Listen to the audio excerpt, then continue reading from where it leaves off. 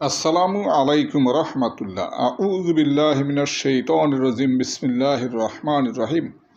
মহান আল্লাহ আমাদেরকে আশরাফুল মাকলুকাত হিসেবে দুনিয়াতে পাঠাইছেন। এর থেকে বোঝা যায় যে আমাদের নৈতিক বৈশিষ্ট্য, চারিত্রিক বৈশিষ্ট্য অথবা আমাদের যে কার্যক্রম, এটা সব কিছুই উন্নত হওয়া উচিত ছিল। কিন্তু দুর্ভাগ্যবশত বলতে হয় যে আমরা এখনও সভ্য জাতিতে পরিণত হইতে পারি নাই। এটা আমাদের জাতির জন্য অবশ্যই একটা কলঙ্কজনক অধ্যায় সৃষ্টি করছে, যে যেখানে আমাদের সমাজের সবচেয়ে মেধাবী এবং শিক্ষিত লোকগুলি রাষ্ট্রের সুরক্ষার ক্ষেত্রে চিকিৎসা নামক যে উন্নততর একটা সেবা দান করে, তাদেরকে আমরা অকারণে বা বিনা কারণেই হেনস্থা করি, মারপিট করি, অপমান অপদস্থ করি। এটা আলটিমেটলি একটা জাতির জন্য বড় ধরনের ক্ষতি। কারণ এই জাতিকে উন্নয়নের দিকে নিয়ে যাইতে হলে শিক্ষিত, মার্জিত এবং যোগ্য নাগরিক দরকার। এখন শিক্ষিত মার্জিত নাগরিকদেরকে যদি আমরা অকারণে অথবা সামান্য সন্দেহের কারণে তাদেরকে অপদস্থ মারপিট করি, তাহলে আমরা তাদের থেকে ভালো সেবা কিভাবে নিব?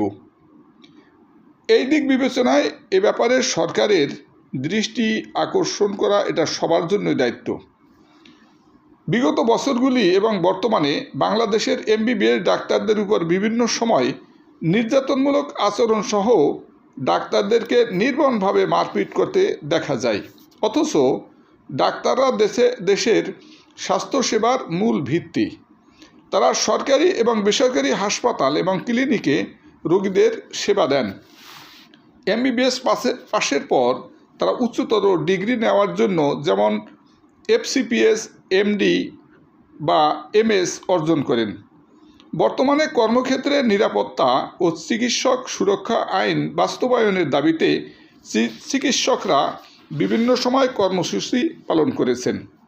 তাদের শিক্ষাগত যোগ্যতা ও পেশাগত পথ, এমবিবিএস ডিগ্রি, উচ্চতর পড়াশোনা যেমন পোস্ট গ্রাজুয়েশন, স্পেশালিস্ট হওয়ার জন্য মেডিসিন, সার্জারি, গাইনি, কার্ডিওলজি বা ডেন্টিস্ট, বিভিন্ন ধরনের চিকিৎসা, এই চিকিৎসাগুলি যারা দেন এরা কিন্তু স্কুলে যখন ছিল বা কলেজে যখন ছিল, ছাত্রদের মধ্যে এরা ছিল শ্রেষ্ঠ এবং সেরা।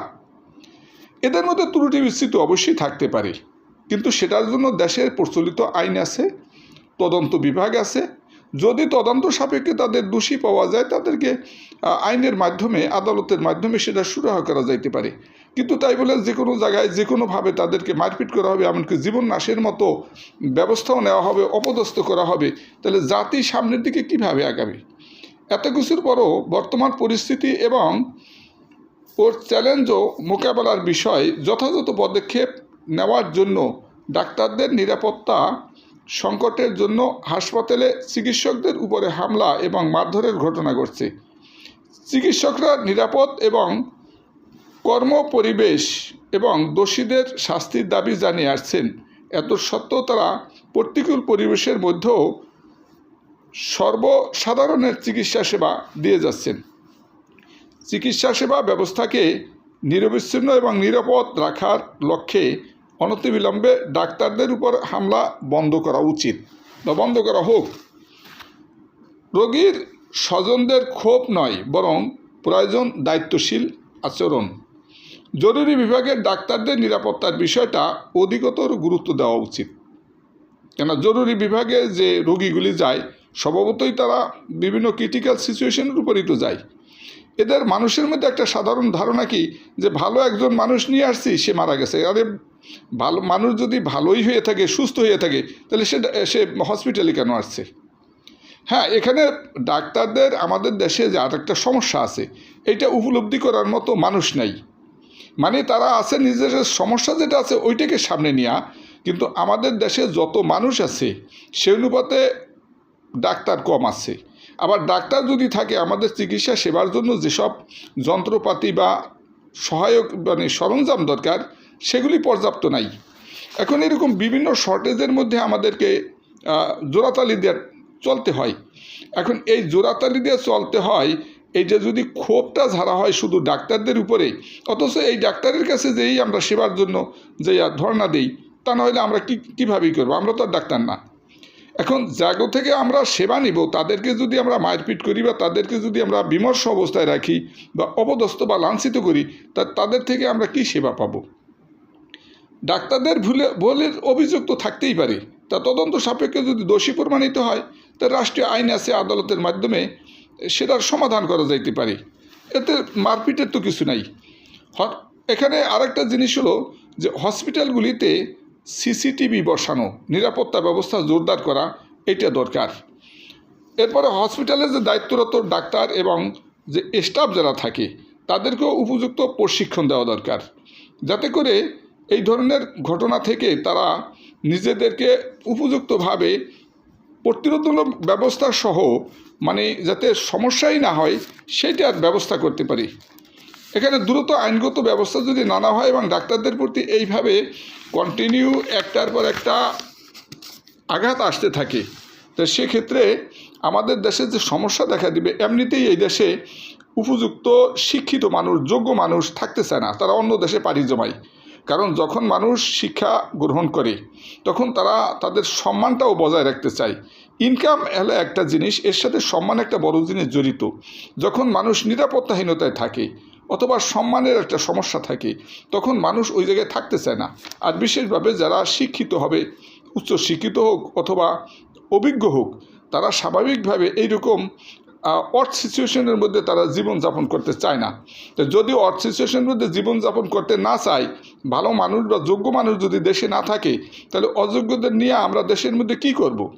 এই জনসমষ্টি জায়গা যাদের কোনো যোগ্যতাই নাই, স্কুল কলেজে গেলে দেখা গেছে তারা পিছনের বেঞ্চে বিমর্ষ ছাত্র হিসেবে বসে ছিল, অথবা স্কুলের দরজায় খুব একটা যায়ই নেই, অথচ ডাক্তারের কাছে যে তারা এমন তেজ দেখায় যেন একেবারে তারা অনেক কিছু হয়ে গেছে, মানে তাদের শক্তি প্রদর্শন করা শুরু করে। অথচ এই লোকগুলি দেখা যাবে অর্ধশিক্ষিত অথবা অশিক্ষিত মানুষের কাছে যখন যায়, তখন তাদের সামনে কথা বলে না। এর পিছনে অন্যতম কারণ হলো ডাক্তারদের পেশাগত দিক থেকে তাদের একটা শিষ্টাচার আছে, ভদ্রতা আছে। শিক্ষিত মানুষ তারা যে কোনো একটা কথাও বলতে পারে না, কেন যে কোনো কথা বলা এটা তাদের জন্য শোভনীয় নয়। এই জন্য তাদের ইজ্জতের তাগিদে তারা নমনীয় থাকে। তাছাড়াও ভালো স্টুডেন্টরা সাধারণত নরম মেজাজের থাকে। এখন এদের এই ভদ্রতা, নম্রতা, যোগ্যতা এবং শিক্ষাগত যে তাদের উচ্চ মননশীলতা, এইটাকে যদি আমরা অমানুষ হইয়া তাদেরকে মারপিট করি, তাদেরকে এমন কিছু করবো যেন জীবনের নাশের ব্যবস্থা করে দেই, এবং সেখানে যে আমরা বীরত্ব দেখাই, এত যদি বীরত্ব আমরা দেখাইতে পারি, তাহলে এই যে আমাদের মুসলমানদের উপরে এত ধরনের নির্যাতনমূলক আচরণ হইতেছে, সেখানে যে আমরা পারি না কেন? সেখানে গেলে তো আমরা কিছুই পারি না। আর ডাক্তাররা রোগীদের প্রতি, রোগীদের স্বজনদের প্রতি সহানুভূতিশীল হয়। এখন তারা মার্জিত, ভদ্র, শিক্ষিত, আর এই সুযোগে আমরা কি করি? এটার অপব্যবহার করি। এটা বড় একটা জঘন্য কথা। এমন ধরনের ঘটনা বা এই দুঃসাহস যাতে প্রদর্শন না করতে পারে, এ ব্যাপারে আমি মনে করি সরকারের একটা ব্যবস্থা নেওয়া উচিত। এখানে জাতীয় যে একটা শক্তি, এটার ভিত, এইটাকে আমরা যদি দুর্বল করিয়ে দিই, তাহলে আমাদের জাতি সামনের দিকে আগেই যেতে পারবে না। এখন এর মধ্যে আমি আরেকটা জিনিস বলতে চাই, জাতীয় প্রয়োজনে যোগ্য মেধাবীদের, জাতীয় প্রয়োজন হলো যোগ্য মেধাবীদের। কাজেই ডাক্তারদেরকে যেমনিভাবে যোগ্য করে তোলা সরকারের দায়িত্ব, তাদের নিরাপত্তা নিশ্চিত করাও সরকারের দায়িত্ব। অর্থাৎ জাতির জন্য দরকার হলো যোগ্য মেধাবী লোক, মেধাবী লোকদেরকে যোগ্য করে তুলতে হবে। এখন এর দ্বারা আমাদের জাতি উপকৃত হবে। কিন্তু এই মেধাবী যোগ্য লোকদের যে নিরাপত্তা, এইটা নিশ্চিত করা, এটাও সরকারের দায়িত্ব। যদি এটা না করে, তা স্বভাবতই এই উচ্ছৃঙ্খল মানুষের সাথে তো এরা ঝগড়া করিয়ে পারবে না। তখন এরা স্বাভাবিকভাবে কারো কাছে কিছু না বললে মনের দুঃখে এরা চিন্তা করবে এই দেশেই আমরা থাকবো না, চলে যাব। তাতে আমাদের জন্য এটা একটা ক্ষতির কারণ হয়ে যাবে। এখন প্রাথমিক অবস্থায় ডাক্তারদের যথাযথ নিরাপত্তা বিধান করা এবং ভবিষ্যতের জন্য ডাক্তারদের নিরাপত্তা সরকারের পক্ষ থেকে নেওয়া ছাড়াও তাদের নির্দিষ্ট ইউনিফর্ম দেওয়া উচিত। আমি মনে করি যে এই যে ডাক্তাররা, এরা ডিউটি করে। এদের মধ্যে কিছু মানুষ অসৎ আছে, এটাও ঠিক যে হয়তো সরকারি চাকরি করে দেখা গেছে ডিউটিরত অবস্থায় তারা অন্য জায়গায় যায় অথবা ওখানে থাকে না, এমন দুই সাইডে হইতেই পারে, এটা যে হয় না এমনটা না। কিন্তু ব্যাপার হলো এদের যদি ইউনিফর্ম দেওয়া হয়, যে যখন সে তার অফিসে থাকবে অর্থাৎ ডিউটি পিরিয়ড, ওই সময় সে নির্দিষ্ট ইউনিফর্মে থাকবে এবং সে তার যে ইউনিফর্ম এটা বাধ্যতামূলকভাবেই থাকবে এবং তাদেরকে সামরিক ট্রেনিং দেওয়া ও যথাযথভাবে ডিসিপ্লিনের মধ্যেও আনতে হবে। তারা ডিসিপ্লিন, তারা সত্য, কিন্তু এখানে অন্য একটা ব্যাপার, এটা ডাক্তারদেরকে মানে এখানে করার জন্য না, অপদস্থ করার জন্য না, বরং ট্রেনিংয়ের মাধ্যমে মানুষের ভিতরে এমন একটা তেজদীপ্ত অবস্থা আসে যেটা এমনি স্বাভাবিকভাবে বোঝা যাবে না। হয়তো তারা অনেক মেধাবী, কিন্তু তারা মনে করতে পারে আমরা অনেক কিছু বুঝি। আসলে অনেক কিছু বোঝে একটা মানুষ, আমরাও তো শুকনার উপরে থেকে অনেক কিছু বুঝি, কিন্তু পানির মধ্যে না নামলে আমরা সাঁতার কাটতে পারি না। সাঁতার কাটতে হলে পানির মধ্যে নামতে হয়। আমি মনে করি এই যোগ্য মেধাবী স্টুডেন্ট এখান থেকে হয় ডাক্তার, এই ডাক্তাররা ডাক্তারিতে যখন চান্স পায় এরপরেই তাদের একটা নিয়মের মধ্যে আনা উচিত তাদেরকে, যে তারা সরাসরি সামরিক ট্রেনিং দিবে। এবং সামরিক ট্রেনিং শুধু এতটুকু না, তারা ইউনিফর্ম পরবে, ওই ইউনিফর্মের যে জুতাটা পরা হয় এই জুতাটাও কিন্তু একটা অস্ত্র হিসেবে ব্যবহার করা হয়। এখানে প্রয়োজনে তাদের হেলমেট দেওয়া হবে, যাতে করে লোহার হেলমেট যে কোনো মানুষ যদি বাড়ি দিতে আসে বা পিটান দেয় বা আঘাত করে সেটাও যেন তারা প্রতিরোধ করতে পারে। তাদের অফিসে সেই ব্যবস্থা থাকবে এবং সেখানে সিসিটিভি থাকবে তাদের অফিসে, এবং এদেরকে প্রয়োজনে কমান্ডো ট্রেনিং দেওয়া হবে। কেননা আমরা যদি কোনো দামি জিনিসকে সংরক্ষণ করি সেটাকে আমরা কিন্তু একেবারে লোহার সিন্দুকের মধ্যে আটকে রেখি যাতে কোনোভাবেই সেটার উপরে আঘাত না আসে বা কেউ না নিতে পারে। তেমনিভাবে আমাদের মেধাবী যে ছাত্র বা মেধাবী যে ডাক্তার, এদেরকে আমরা সরাসরি কমান্ডো ট্রেনিং দিয়েই আনা উচিত এবং এটা জাতির জন্য উপকারেই আসবে। কেন যে কোনো ডিস্ট্রেস কন্ডিশনে বা অথবা আনওয়ান্টেড সিচুয়েশন যদি দেশের মধ্যে আসে সেক্ষেত্রে আমাদের এই ডাক্তারদের দরকার হবে। এবং এটা বিচিত্র কিছু নয় যে বিশ্বব্যাপী বিভিন্ন জায়গায় যুদ্ধ বিগ্রহ হয়। যদি এমন হয় যে সাবভার্সিভ অ্যাক্টিভিটির জন্য বা দেশের মধ্যে এরকম ভালো মানুষদেরকে তাড়াই দেওয়ার জন্য যদি অন্য কোনো দেশের মানুষ এই সূক্ষ্মভাবে কিছু মানুষকে উস্কাই দেয় যে ডাক্তারদেরকে এইভাবে বিব্রত করো অথবা তাদেরকে এরকম ক্ষতি করো, তারা যাতে দেশ থেকে চলে যায়, অথবা যখন জরুরি প্রয়োজন হবে চিকিৎসা দেওয়ার জন্য যেন ডাক্তারই না পাওয়া যায়, এরকম একটা সিচুয়েশন করে, এটাও তো বিচিত্র কিছু না। এই জন্য সরকারের এই ব্যাপারে অ্যালার্ট হওয়া উচিত এবং এদেরকে প্রয়োজনে বিভিন্ন মেয়াদের ট্রেনিং দেওয়া এবং সেটা সামরিক ট্রেনিং।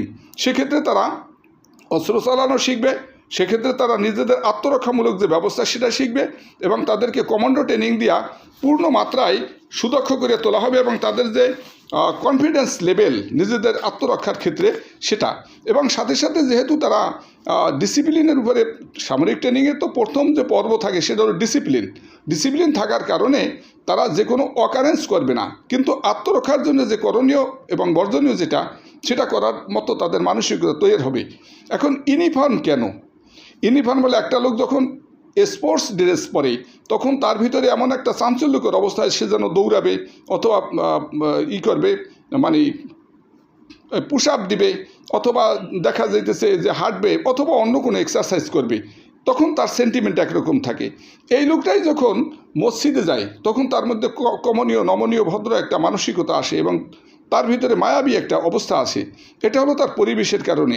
আর এই লোকটাই যখন কোনো ড্রেস পরবে ইউনিফর্ম পরার সাথে সাথে তার ভিতরে সেন্টিমেন্টই হবে কিন্তু বিশেষভাবে যে কোনো প্রতিরোধমূলক ব্যবস্থা যদি গড়িয়া তুলতে হয় সেটা তার অজান্তেই তার ভিতরে রিয়াক্ট করবে মাথার মধ্যে। অর্থাৎ সে যদি দেখে যে তার বিপদ আসছে সেটাকে সেই প্রোটেকশন দেওয়ার জন্য নিজে তৈরি হবে এবং ভয় পাবে না সেই, এবং সে এমনও করবে না যে মানে আসছে আমার মারতেছে মারিয়ে যাক। কেন মারতেছে মারিয়ে যাবে? এটাকে একটা তামাশা নাকি যে কোনো মানুষ আসবে আর যে কোনো মানুষ অভদ্র আচরণ করবে? এতটুকু সাহস কীভাবে পায়? দেশের মেধাবী এবং যোগ্য মানুষ তাদের সুরক্ষা দেওয়া এটা সরকারের দায়িত্ব এবং এটা জাতির জন্য আমাদের জন্য সবার জন্য মঙ্গলজনক হবে। আমি আশা করি যে জিনিসগুলি বলছি হয়তো বিষয়টা এই মুহূর্তে অনেকের কাছে হাস্যকর মনে হইলেও বিষয়টা কিন্তু এমন কঠিন কিছুই না।